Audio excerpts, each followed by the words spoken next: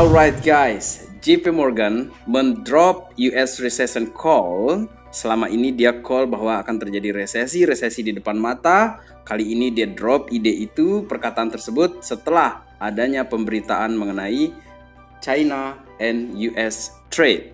Jadi sudah ada deal antara Trump dengan Xi Jinping. Kemudian teman-teman, kenapa harga ini pada tumbang merah semua akan kita jelaskan di update video kita kali ini. Termasuk juga tentang Bitcoin outlook-nya di tahun 2025 ini, serta Ethereum yang akan memberi kita kejutan.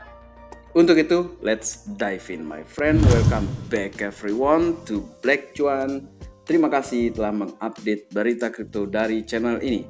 Teman-teman, sebelum kita lanjut ya, seperti saya katakan tadi, sebelum kita lanjut ke berita kita, kali ini benar-benar digas merah ketika saya record ini 103 teman-teman. 103.000 per satu Bitcoin, Ethereum digas turun 2.500. Teman-teman, ini ada apa ini? Weekend ini digas ini.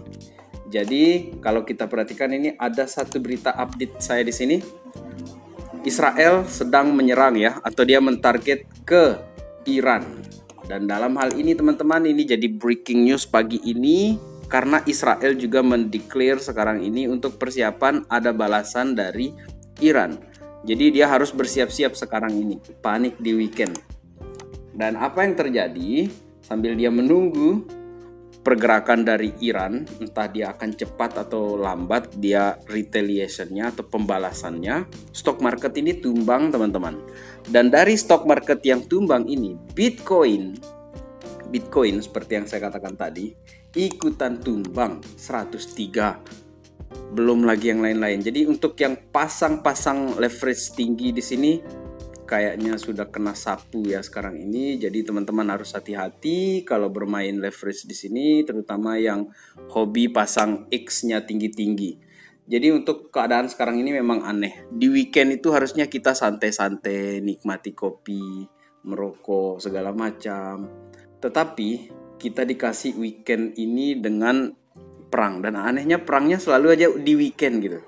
Ya, ini sekedar aja ya. Sekedar kita bercanda saja. Kayaknya di weekend itu kita kasih berita perang aja deh gitu. Tapi sebenarnya tidak seperti itu juga ya teman-teman. Dan semoga Israel dan Iran tidak lanjut perang. Kemudian teman-teman tidak lupa juga kita berbelasungkawa apa yang terjadi kepada India ya. Pray for India teman-teman. Semoga keluarga ini diberi ketabahan atas musibah yang terjadi, atas insiden Air India tersebut teman-teman. Jadi kita pray for India. Oke, sekarang ini kita lanjut ke berita kita di sini teman-teman. Karena kita lihat US stock market sudah tumbang, ikutanlah si Bitcoin ini turun dia sekarang ini teman-teman. Apakah dia akan turun terus? Kayaknya enggak sih menurut saya teman-teman. Kayaknya tidak ya. Karena begini teman-teman. Meskipun Bitcoin ini turun terus ya teman-teman, ini ada update yang terbaru kita ambil dari Watcher Guru berkaitan dengan Presiden Trump yang berbicara di kantornya.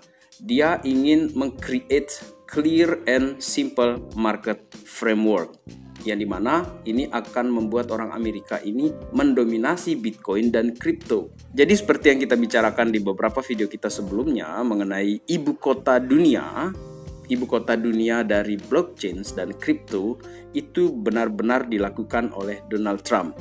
Jadi ungkapannya dia ini adalah we walk the talk, not only talk the talk. Jadi dia nggak talk the talk ya. Jadi betul-betul dia walk the talk si Donald Trump ini.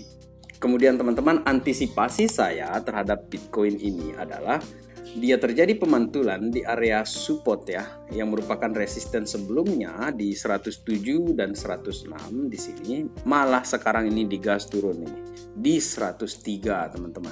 Resisten selanjutnya ada di 100-an ribu di sini teman-teman. Semoga dia bertahan mantul di sana. Dan buat kalian yang ingin trading, saya katakan tadi itu harap untuk berhati-hati ataupun benar-benar bikin analisa yang detail banget lah. Atau betul-betul hati-hati lah. Itulah yang saya mau bilang sekarang ini. Karena weekend ini mereka ini hobi perang ini negara-negara ini teman-teman.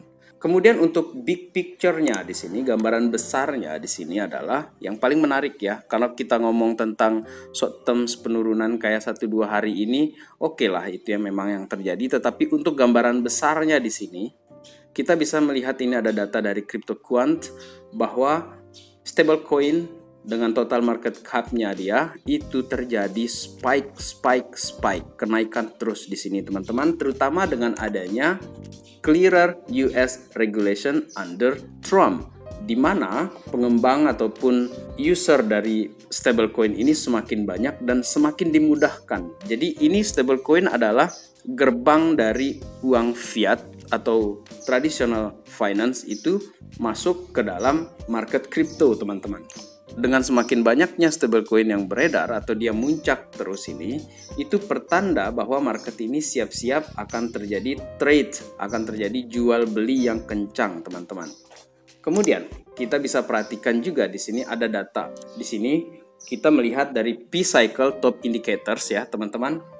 Yang menarik adalah dari 111D SMA ini yang warna biru ini, kemudian yang 350D SMA ini ada dua garis ini teman-teman. SMA ini setiap kali dia membentuk merah, dia merapat, dia menyempit di sini teman-teman, itu terjadi puncak dari pergerakan harga si Bitcoin ini. Begitu juga yang terjadi di 2014, ini dia menyempit dan ada titik merah di sini, maka itu adalah puncak dari bull market. Di 2018 dia juga menyempit di sini untuk SMA 111 hari dan 350 harinya, dia menyempit membentuk titik merah di sini, dia saling silang, kemudian itu adalah puncak dari bull market. Begitu juga di tahun 2021 sahabat Black Cuan.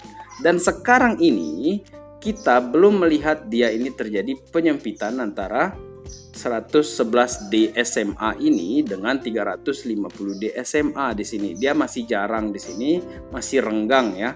Terutama apabila dia renggang banget, ini adalah wilayah-wilayah bear market teman-teman. Dan ketika dia mulai menyempit dan bersilangan, itu adalah puncak dari harga si Bitcoin di bull runs. Dan kali ini kita belum lihat itu.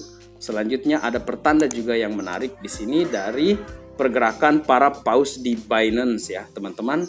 Kita bisa lihat dari 2024 di sini pergerakannya ya. Untuk yang warna ungu ini ya, ini merupakan exchange whale inflow di dalam waktu 1 bulan ya teman-teman. Summary yang 1 bulan di sini yang warna ungu di sini kalian lihat. Di tahun 2024 bulan Mei itu inflow dari paus itu 5,31 billion. Kemudian di tahun 2025 itu 8,45 billion. Kemudian sekarang ini kita bisa lihat dia penurunan dari bulan Maret ya, dari 7,24 billion. Sekarang ini menjadi 2,99 billion saja sekarang ini. Paus ini belum ada niat untuk menjual teman-teman. Bitcoin ini belum dimasukkan ke exchange untuk dijual. Jadi jumlahnya di sini masih 2,99 billion. Jadi kalau misalnya kita lihat puncak-puncak tinggi-tinggi seperti ini, itu pertanda harga akan turun drop. Dan ini untuk mid terms dan long terms ya teman-teman, visinya seperti itu. Selanjutnya kita beralih ke Ethereum teman-teman. Di sini ada market cap ETH dominance yang selama ini kita bahas itu kan yang BTC dominant terus nih. Nah sekarang ini kita lihat untuk BTC dominance ini sudah terjadi pemantulan di area support seperti yang terjadi di tahun 2020 menjelang ke 2021 bull runs ya teman-teman. Kali ini kita baru lihat ini ada 2 candle ya, karena ini kan candle 1 bulan ya teman-teman. Jadi ini sudah merupakan fakta yang menarik atau data yang menarik dari pergerakan dari si Ethereum ya, Ethereum dominance di sini. Guys, kenapa saya sering bahas Ethereum? Karena Ethereum ini buat saya itu sangat menarik ya di bull runs itu teman-teman. Koin yang dikatakan scam ini justru diakumulasi terus oleh institusi.